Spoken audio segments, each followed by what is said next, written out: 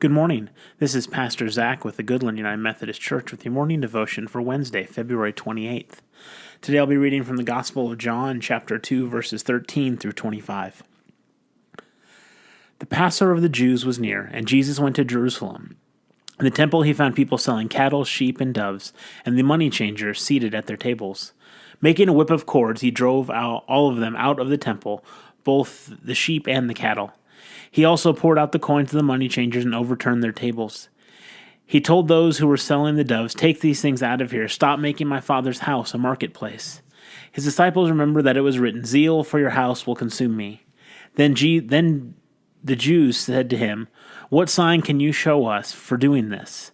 And Jesus answered them, "Destroy this temple, and in 3 days I will raise it up." Then the Jews said, "This temple has been under construction for 46 years, and you will raise it up in 3 days?"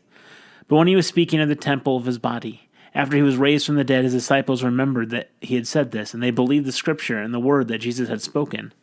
When he was in Jerusalem during the Passover festival, many believed in his name because they saw the signs that he was doing. But Jesus, on his part, would not entrust himself to them, because he knew all people, and needed no one to testify about anyone, for he himself knew what was in everyone. Midway through Lent, every year, clergy types have to look once again at this extremely odd story of Jesus taking a whip to the money changers in the temple in Jerusalem.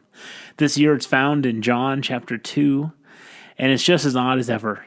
It isn't easy to get a hold of, giving our panache for a meek and mild image of Jesus, and that's probably why most of us try to talk about its spiritual side instead of its more gritty political and economic underbelly. Though cleansing the temple is the common title for the passage, this is not really what is going on here. Cleansing implies something has been cleaned up or changed or reformed. But in John's version of the story, Jesus doesn't appear interested in cleaning up the market system that operated the temple, but in doing away with the idolatrous economic infrastructure altogether. At some point, as Jesus encountered all this religiously oriented business, he lost it, and it all broke loose. Incensed at the sacrilege of it all, Jesus improvised a whip, thrashed the animals from the temple, scattered the coffers of the money changers, and overturned their tables. "How dare you turn my Father's house into a market?" he screamed. What was Jesus thinking as he wreaked such havoc in the temple that day? Maybe he objected to any and all commercial activity in the temple, even honest transactions that were necessary for pilgrims to fulfill their religious obligations. Or maybe he detested the exploitation of the religious authorities who controlled all access to ritual purity.